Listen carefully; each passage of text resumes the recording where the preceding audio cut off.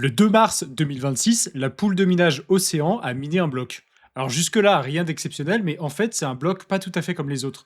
C'est le tout premier bloc de l'histoire de Bitcoin à signaler son soutien à la BIP 110, une proposition qui voudrait purifier la blockchain en bannissant certaines données jugées indésirables. Ça, c'est la version officielle entre guillemets, sauf que quelques heures plus tard, quelqu'un a réussi à contourner ces nouvelles règles. Alors vous imaginez le tableau, hein. D'un côté un camp qui mine fièrement le premier bloc, disons, purifié, et de l'autre quelqu'un qui prouve en direct que ça sert à rien. Et le tout sur la même blockchain, hein, dans les mêmes blocs. On est en train de vivre la plus grande crise de gouvernance de Bitcoin depuis la Block Size War de 2017. Et la question qu'elle pose est vertigineuse. Bitcoin, c'est censé être neutre, c'est un protocole qui ne juge pas. Alors pourquoi est-ce qu'une partie de la communauté veut-elle transformer les règles du jeu pour décider de ce qui a le droit ou non d'exister sur la blockchain? La réponse est plus complexe et plus inquiétante que ce que vous pourriez penser. Parce que derrière cette proposition technique se cache un débat existentiel qui pourrait redéfinir ce qu'est Bitcoin. Et dans cette vidéo, on va décortiquer ensemble ce qu'est vraiment la BIP 110 et pourquoi elle divise la communauté comme jamais, et surtout, pourquoi est-ce qu'elle pourrait bien être un piège pour Bitcoin lui-même. Un petit mot sur notre partenaire avant de continuer la vidéo. En ce moment, Bybit propose un bonus de bienvenue assez intéressant pour les nouveaux inscrits. Le principe est simple, vous créditez votre compte à partir d'1€ seulement, que ce soit par virement en euros, par dépôt de crypto ou par même des achats en direct, et vous bénéficiez d'un rendement de 3% calculé sur 180 jours. Et le meilleur dans tout ça, c'est que vos fonds restent totalement utilisables pendant toute la période. Vous pouvez trader, utiliser les bots de trading, le Bybit Earn, bref, vous utilisez la plateforme normalement. La seule condition, c'est de ne pas retirer vos fonds pendant les 180 jours. Au bout de cette période, la récompense tombe automatiquement. Et ce bonus de 3%, il est cumulable avec les autres avantages de la plateforme, comme le programme de parrainage par exemple, qui vous rapporte jusqu'à 15 USDC par filleul, ou alors avec le Bybit Earn, qui peut monter jusqu'à 20% de rendement, ou encore les récompenses liées aux bots de trading, bref, tout est cumulable. L'offre est limitée dans le temps évidemment, donc si ça vous intéresse, je vous mets tous les liens en description comme d'habitude. Allez, on reprend. Revenons en 2023. À cette époque-là, un truc inattendu se passe sur Bitcoin. Des développeurs découvrent qu'on peut utiliser les nouvelles possibilités offertes par Taproot, une mise à jour activée fin 2021, pour inscrire des images, du texte et toutes sortes de données directement dans la blockchain. C'est la naissance des ordinals, puis des tokens BRC20 et enfin des runes. En quelques mois, c'est la frénésie. Des NFT sur Bitcoin, des memecoins, des inscriptions en tout genre. Le réseau se congestionne, les frais explosent et une partie de la communauté commence à voir rouge. Face à ce phénomène, deux visions complètement opposées émergent. D'un côté, il y a Bitcoin Core, c'est l'implémentation de référence la plus utilisée historiquement, avec des développeurs qui sont là depuis un bon moment. Pour eux, c'est assez simple, ces usages, même s'ils sont discutables, on peut pas les interdire sans compromettre la neutralité et la sécurité du protocole. D'autant que les gens contournaient déjà les limites existantes via des accords directs avec les mineurs, bref, la restriction était devenue purement cosmétique. Sauf qu'en octobre 2025, Bitcoin Core V30 prend une décision radicale. La limite historique de 83 octets sur la fonction UpReturn est relevée à quasiment 100 000 octets. En clair, la porte est grande ouverte. La fonction UpReturn, pour la faire courte, c'est un petit endroit où l'on pouvait ajouter du texte directement dans les transactions. Après cette mise à jour donc, les gens pouvaient d'un seul coup mettre beaucoup plus de données à l'intérieur d'une transaction Bitcoin. Et de l'autre côté, il y a Bitcoin Notes, maintenu depuis 2011 par un homme, Luke Dasher. C'est un contributeur historique de Bitcoin et l'un des développeurs les plus connus, et qui est aujourd'hui CTO d'Océan. C'est une pool de minage cofondée avec Jack Dorsey. Sa position, c'est celle d'un puriste radical. Pour lui, Bitcoin c'est de la monnaie, point. Les inscriptions ordinals, c'est du spam. Et le relèvement de la limite UpReturn par Bitcoin Core, il y était fermement opposé. Pour le camp Notes, la décision de Bitcoin Core, c'est une trahison. Et évidemment, la contre-offensive ne se fait pas attendre, c'est la BIP 110. Quand on regarde les chiffres, on comprend que c'est pas juste un simple caprice de quelques développeurs en colère. Début 2026, Notes représente environ 26% de tous les nœuds du réseau, contre environ 63% pour Core. C'est un mouvement massif. Et si vous vous dites que ça fait pas 100%, vous avez raison. Mais c'est parce que tout simplement, des implémentations, il y en a plein d'autres. Oui, parce qu'en fait, quand vous décidez de faire tourner le protocole Bitcoin, c'est-à-dire quand vous décidez de monter votre propre nœud, vous pouvez choisir l'implémentation que vous voulez. Historiquement, c'est Bitcoin Core qui dominait les implémentations. Et depuis peu, justement, l'implémentation Bitcoin Notes, qui inflige des restrictions, gagne du terrain. Maintenant que vous avez le contexte, il faut regarder ce que la BIP 110 propose concrètement. Quand on décortique la proposition, on comprend vite l'ampleur de ce qui est en train de se jouer. La BIP 110, aussi appelée Reduced Data Temporary Soft Fork, a été proposée en octobre 2025. L'auteur, c'est un développeur pseudonyme qui se fait appeler Deaton Home, et dont la véritable identité fait l'objet de pas mal de spéculations. Certains pensent que c'est Luke Dasher lui-même, d'autres évoquent Chris Guida, qui est un autre développeur fervent soutien de la BIP 110 justement. Dans tous les cas, la proposition a immédiatement reçu le soutien du camp Notes. L'idée, c'est un soft fork temporaire d'une durée d'environ 1 an. Pendant cette période, 7 nouvelles restrictions entreraient en vigueur au niveau du consensus. Ce que ça veut dire, c'est que ce ne sont pas de simples recommandations.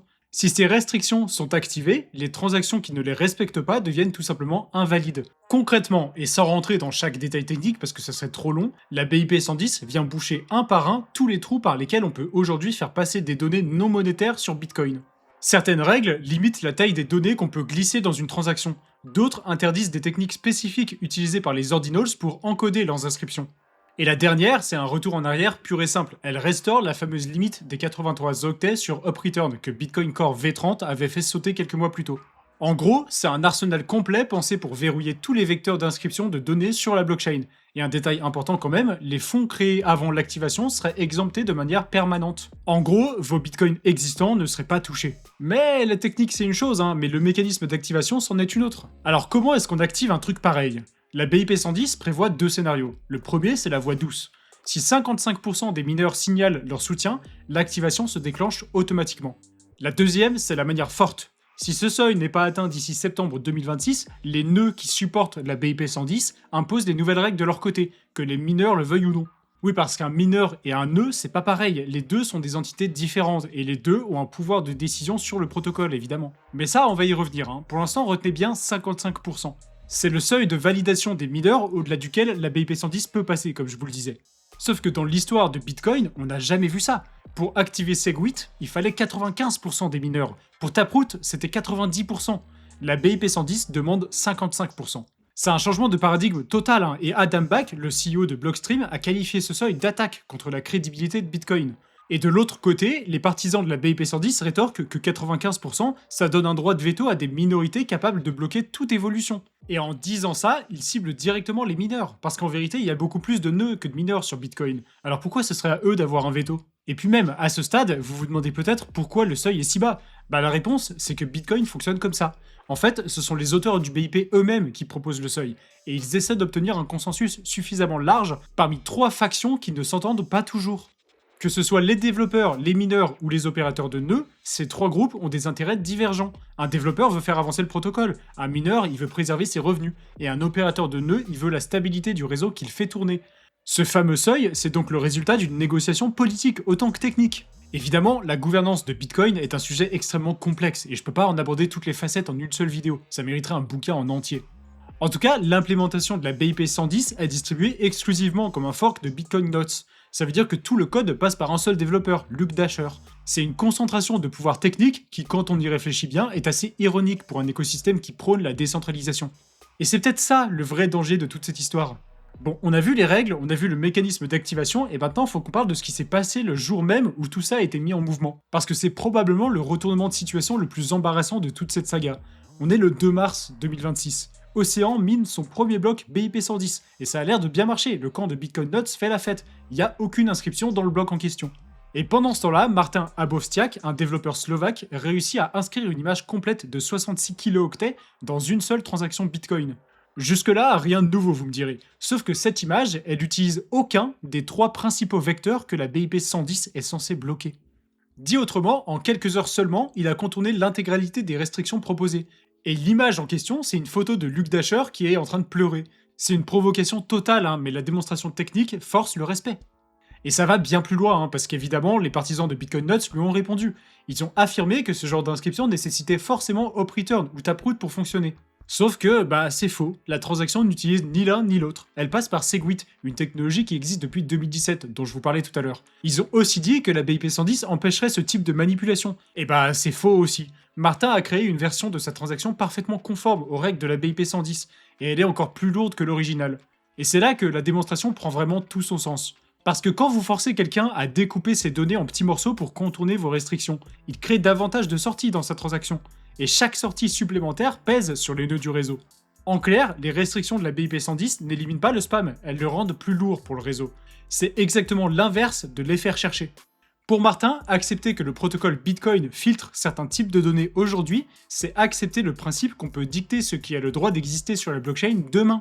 Et si on accepte ça pour des images, qu'est-ce qui empêche un gouvernement de demander la censure de certaines transactions? Ce que cette expérience prouve, c'est quelque chose que les développeurs de Bitcoin Core répètent depuis des mois. Les restrictions au niveau du consensus sont fondamentalement contournables. À chaque nouvelle règle, quelqu'un trouvera une nouvelle méthode pour passer entre les mailles du filet. Et en soi, Bitcoin a été conçu comme ça, pour être incensurable, et on peut pas lui en vouloir. Pour comprendre l'ampleur de ce qui se joue, il faut remonter une dernière fois dans le temps, et en 2015 cette fois, où une guerre civile éclate au sein de Bitcoin. La question est simple mais fondamentale. Faut-il augmenter la taille des blocs pour absorber plus de transactions, ou bien garder des blocs à 1 mégaoctet et construire des solutions de seconde couche? D'un côté, Roger Ver, Bitmain, Gavin Andresen poussent pour des gros blocs, et de l'autre, Bitcoin Core et Blockstream défendent des petits blocs. Le conflit dure 2 ans et se résout le 1er août 2017 quand les opérateurs de nœuds forcent l'activation de Segwit via un UASF, prouvant que ce sont les utilisateurs et non les mineurs qui contrôlent les règles du protocole. Bitcoin Cash fork de son côté et c'est la fin de l'histoire. Les parallèles avec aujourd'hui sont frappants, hein. On retrouve la même structure, 2 camps idéologiques, des implémentations concurrentes, une migration massive de nœuds comme forme de protestation, et la même question de fond qui revient, qui contrôle Bitcoin? Mais il y a une différence majeure avec la Block Size War. Cette dernière portait sur la capacité et l'économie du réseau. La BIP 110 introduit pour la première fois une dimension de censure au niveau du consensus. On parle plus seulement de combien de données peuvent transiter, mais de quelles données ont le droit de transiter. C'est un glissement assez border quand même. Si on y réfléchit bien, il n'y a pas de différence significative entre normaliser la censure de transactions JPEG ou Memecoin et normaliser la censure de certaines transactions monétaires par des États-nations par exemple. Le jour où le protocole Bitcoin commence à discriminer entre types de données valides, qu'est-ce qui empêche un gouvernement de demander qu'on filtre autre chose demain? C'est un précédent très dangereux. L'ironie historique rend le tout encore plus vertigineux. En 2017, le UASF a été célébré comme une victoire de la souveraineté des utilisateurs contre les mineurs et les entreprises. Et en 2026, certains des mêmes acteurs invoquent exactement le même mécanisme, le UASF, pour imposer des restrictions de contenu. Et ça va plus loin, hein. Taproot, dont l'activation en 2021 a été soutenue par Luc Dasher, lui-même, c'est précisément la technologie qui a rendu les inscriptions des ordinals possibles. Vous voyez le niveau de l'ironie, hein. Et les dégâts collatéraux sont déjà bien réels. Le 6 février 2026, Gloria Zhao, première femme mainteneuse de Bitcoin Core, a démissionné après 6 ans de contribution. Elle a quitté le projet, épuisée par la toxicité du débat autour de ces questions. Certains ont célébré son départ et d'autres ont dénoncé le harcèlement d'une des développeuses les plus prolifiques de l'écosystème. Quel que soit le camp, c'est une perte nette pour Bitcoin. À ce jour, la BIP 110 n'a recueilli qu'environ 5% de validation chez les nœuds. Côté mineur, c'est encore plus clair, un seul Océan qui représente 2% du hashrate mondial a signalé son soutien. Les grandes pools, Foundry USA, Antpool, F2Pool, qui contrôlent collectivement plus de 60% de la puissance de calcul, n'ont pas bougé. Et elles ont de bonnes raisons de ne pas le faire. 500 millions de dollars, c'est ce que les ordinals, les BRC20 et les runes auraient généré en frais de transaction pour les mineurs. À mesure que la récompense de blocs diminue, ce revenu supplémentaire il devient vital. Restreindre les transactions à fort contenu de données, c'est restreindre les revenus des mineurs. C'est aussi simple que ça. L'activation de la BIP 110 est donc considérée comme extrêmement improbable par la quasi-totalité des analystes. Mais le mal est fait, la communauté est fracturée, des développeurs clés ont quitté le navire et la question de fond reste entièrement ouverte. L'échéance d'activation obligatoire est fixée à septembre 2026. Qu'on se le dise, la BIP 110 n'a quasiment aucune chance de passer pour le consensus global, mais la fracture qu'elle a révélée, elle, ne va pas disparaître. Bitcoin doit-il rester un espace absolument neutre où chacun transacte comme il l'entend tant qu'il paye pour, ou faut-il des gardiens pour décider de qui est légitime? C'est une question à laquelle la communauté va devoir répondre d'une manière ou d'une autre dans les mois qui viennent.